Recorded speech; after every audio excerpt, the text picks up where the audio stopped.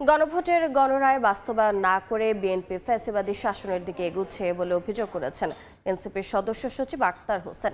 রাজধানীর কাকরাইলে diploma engineers ইনস্টিটিউটে এনসিপির সংস্কার বাস্তবায়ন কমিটির আয়োজনে জ্বালানি অর্থনীতি সংস্কার ও গণভোট বিষয়ক জাতীয় কনভেনশনে অংশ নিয়ে তিনি আরও বলেন, জুলাই সনদ মানতে আন্দোলনের মাধ্যমে সরকারকে বাধ্য করতে হবে, নইলে আবার ফ্যাসিবাদী শাসনের কবলে পড়বে দেশ।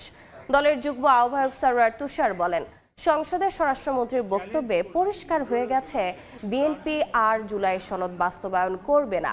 আরেক নেতা হান্নান মাসুদ বলেন, সরকারি দল জনগণের সঙ্গে বিশ্বাসঘাতকতা করছে, এটা বেশি দিন সহ্য করা হবে না।